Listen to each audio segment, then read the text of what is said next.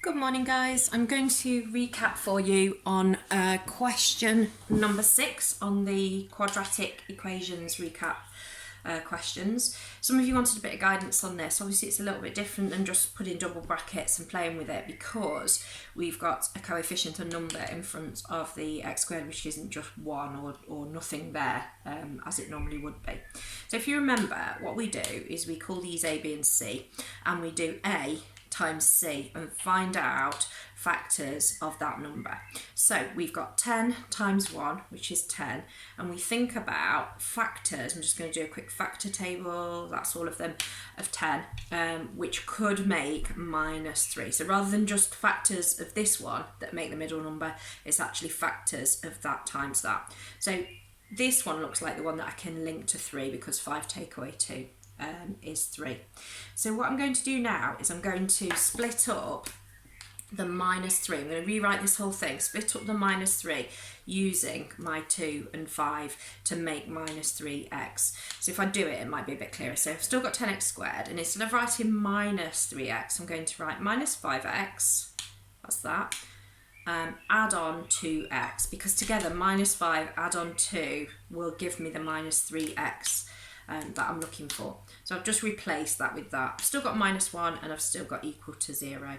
Okay, now if you remember, we used to call this the splitting method, because what we're going to do is kind of split this equation into a front and a back half, or this side, the left hand side of the equation. And I'm going to factorise using single brackets each one. So what goes into both 10x squared and minus 5x, I'm going to use 5x. That's the biggest thing that I can take out. Inside the brackets would need to be 2x, so that I've got the 2x squared, and then minus 1 just here would give me 5x times minus 1, the 5x.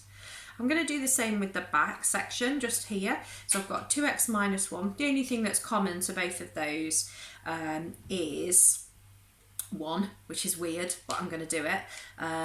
2x minus 1, so 1 times 2x gives me 2x, 1 times minus 1 gives me minus 1. Don't forget equals 0 at the end there.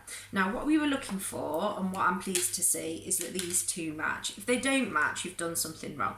So that gives us, because they match, that gives us the first bracket when we're factorising, and then we steal this bit and this bit to make the second bracket. So I've got 5x plus 1 in the second bracket. Okay, so there we go. What we've done is we've factorised it. Then we go on to the normal way of doing things, which is saying, well, either that or that has to be equal to 0 for them to be multiplied together and make 0. So I'm just going to do a mini equation here. 2x minus 1 has to be 0 in one case.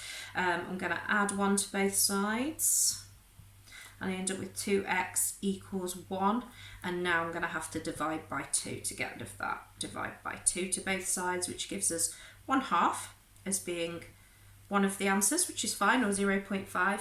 And then on this side, I'll do it in a different colour so it's clearer, this bracket could be equal to 0. 5x plus 1 equals 0. So 5x equals, I'm going to take away 1 here, negative 1. And then I have to divide both sides by 5 to get rid of that 5. So x equals minus 1 over 5, minus a fifth, or minus 0.2. Doesn't matter, whichever way you want to do it. So that's 6a. Given that recap, I'm going to leave you to go over 6b, and you've also got the solutions there as well to work with. All right.